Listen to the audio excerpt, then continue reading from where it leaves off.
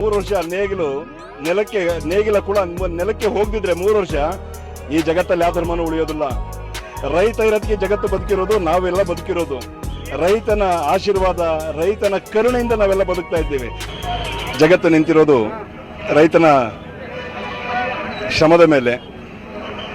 ರೈತನ ಬೆವರು ಎಷ್ಟು ಚಂದ ಬರ್ತದೋ ಅಷ್ಟು ದೇಶ ಸುಭಿಕ್ಷವಾಗಿರ್ತದೆ. ಬಸವಣ್ಣವರು ತನ್ನ ವಚನದಲ್ಲಿ ಹೇಳ್ತಾರೆ, ಕೃಷಿಕೃತ್ಯ ಕಾಯಕವ ಮಾಡುವ ಸದ್ಭಕ್ತನ ಪಾದಂಗಳ ತೋರಿಸಿ ಎನ್ನ ಬದುಕಿಸಯ್ಯ. ಆತನ ತನು ಶುದ್ಧ, ಮನಶುದ್ಧ, ಭಾವಶುದ್ಧ. ಆತನ ಮನವಿಗೆ ಹೋಗಿ ಲಿಂಗ ಪೂಜೆ ಕೈಗೊಂಡ ಗುರುವಿನ ಜೀವನ ಪಾವನ ನೋಡ ನಮ್ಮ ಕೂಡಲ ಸಂಗಮ ದೇವ ಅಂತೇಳಿ ವಚನಕಾರರು ಹೇಳ್ತಾರೆ. ಅಂದ್ರೆ ರೈತಾಪಿತನ ಅಂದ್ರೆ ಅಷ್ಟು ಶ್ರೇಷ್ಠವಾದದ್ದು.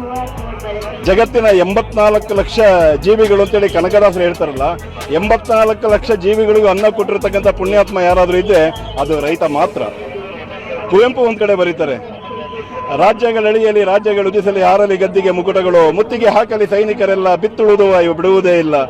ನೇಗಿಲ ಕುಳದೊಳಗೆ ಅಡಗಿದೆ ಕರ್ಮ, ನೇಗಿಲ ಮೇಲೆಯೇ ನಿಂತಿದೆ ಧರ್ಮ ಅಂತೇಳಿ ಕುವೆಂಪುರವರು ಬರೀತಾರೆ. ಅಂದ್ರೆ ನಾವೆಲ್ಲ ನಮ್ಮ ಧರ್ಮಗಳು ಎಷ್ಟೆಷ್ಟು ಶ್ರೇಷ್ಠ ಅಂತ ನಾವೆಲ್ಲ ಅಂದ್ಕೊಂಡಿದ್ದೀವೋ, ರೈತನ ಕೂಡ 3 ವರ್ಷ ನೇಗಿಲ ಕೂಡ ನೆಲಕ್ಕೆ ಹೋಗದಿದ್ರೆ 3 ವರ್ಷ ಈ ಜಗತ್ತಲ್ಲಿ ಯಾವ ಧರ್ಮನೂ ಉಳಿಯೋದಿಲ್ಲ. ರೈತ ಇರೋದಕ್ಕೆ ಜಗತ್ತು ಬದುಕಿರೋದು, ನಾವೆಲ್ಲ ಬದುಕಿರೋದು. ರೈತನ ಆಶೀರ್ವಾದ, ರೈತನ